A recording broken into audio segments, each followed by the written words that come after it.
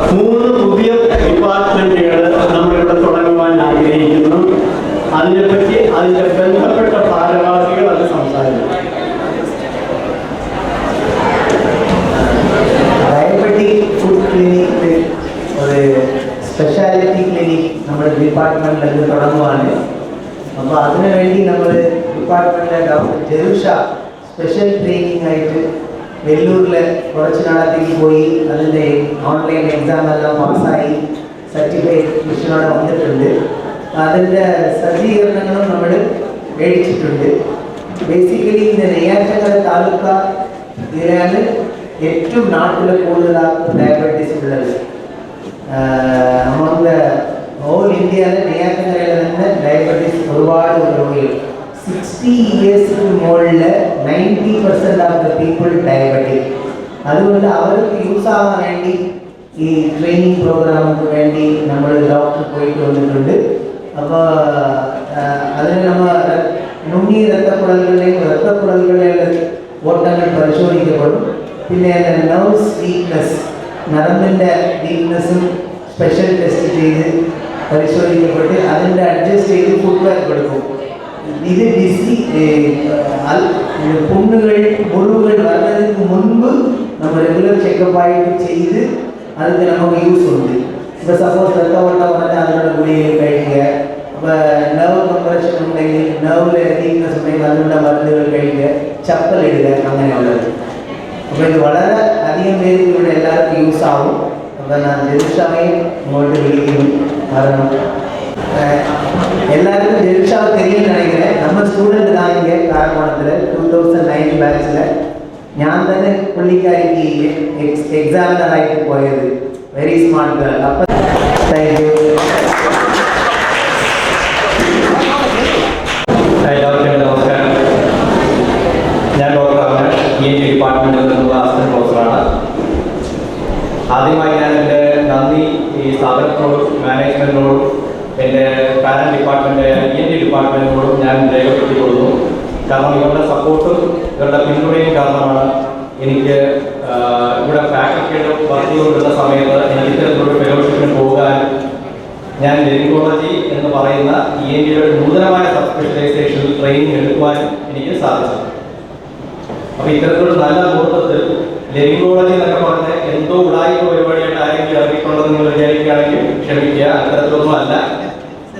ലെറിങ്കോളജി എന്ന് പറയുന്നത് നമ്മുടെ ശബ്ദത്തിൻ്റെയും നമ്മൾ വിഴുങ്ങുകയും ചെയ്യുന്ന ഭക്ഷണം വിഴുങ്ങുകയാണെങ്കിലോ ഉമിനീർ വിഴുങ്ങുകയാണെങ്കിൽ പോലും അതിൽ എന്തെങ്കിലും വ്യതിയാനങ്ങൾ ഉണ്ടെങ്കിൽ അത് കണ്ടുപിടിക്കുകയും അതിന് വേണ്ട തക്കതായ ചികിത്സ നൽകുവാനും വേണ്ടിയിട്ട് പ്രവർത്തിക്കുന്ന ഒരു ഡിപ്പാർട്ട്മെൻറ്റാണ്. അപ്പം നമുക്ക് വിഴുങ്ങാൻ ബുദ്ധിമുട്ടുണ്ടെന്ന് പറയുമ്പോൾ നമ്മൾ പൊതുവേ നമ്മൾ ചിന്തിക്കുന്നത് നമ്മുടെ മനസ്സിൽ ഓടി വരുന്ന ഒരു കാഴ്ചയുണ്ടാകും. ഒരു സ്ട്രോക്ക് വന്ന ഒരു വ്യക്തിക്ക് ഭക്ഷണം അടക്കാൻ സാധിക്കുന്നില്ല.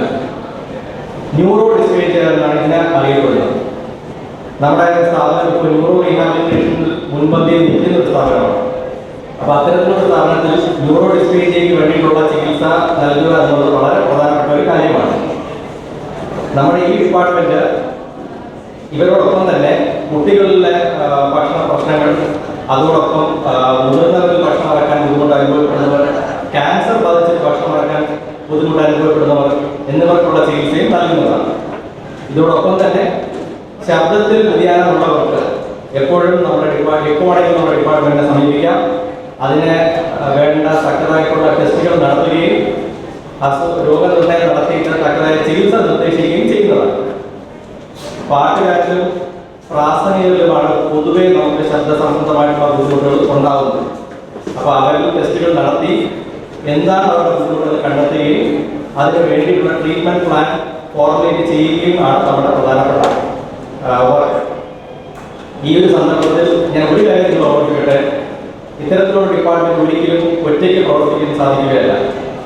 ഇതൊരു കൂട്ടായ്മയായിട്ട് മാത്രമേ പ്രവർത്തിക്കാൻ സാധിക്കുകയുള്ളൂ. അതുകൊണ്ട് നിങ്ങൾ ഏവരുടെയും സഹകരണം ഞാൻ അഭ്യർത്ഥിക്കുന്നു. അതോടൊപ്പം തന്നെ ഞാൻ നമ്മുടെ മാനേജ്മെൻറ്റിനോട് എൻ്റെ നന്ദി ഒരിക്കൽ കൂടി രേഖപ്പെടുത്തുന്നു. നന്ദി.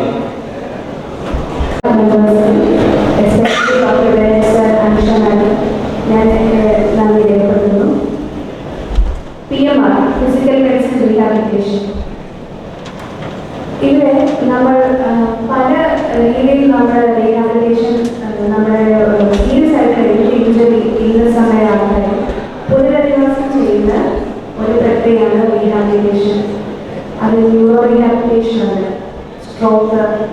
Spinal cord injury, brain injury, myopathies, neuropathy പോലെയുള്ള ശരീരം പൂർണ്ണമായോ ഭാഗികമായോ തളർന്നു പോകുന്ന അവസ്ഥകൾ.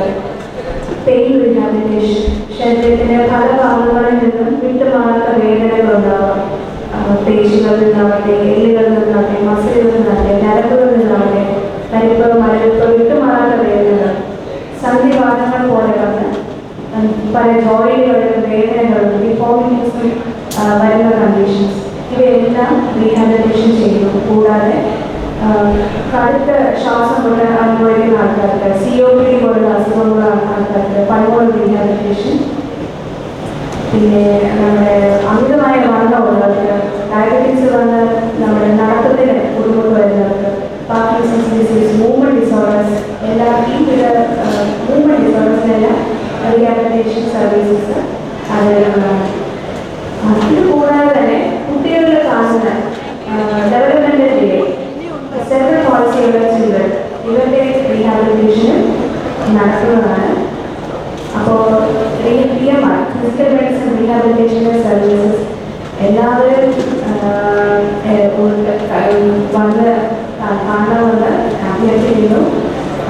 ഇത് നന്നായി നടത്തുന്നതിന് എല്ലാവരുടെയും സപ്പോർട്ടും എല്ലാവരുടെയും എൻകറേജ്മെൻറ്റും വേണം, തുടർന്ന് വേണം.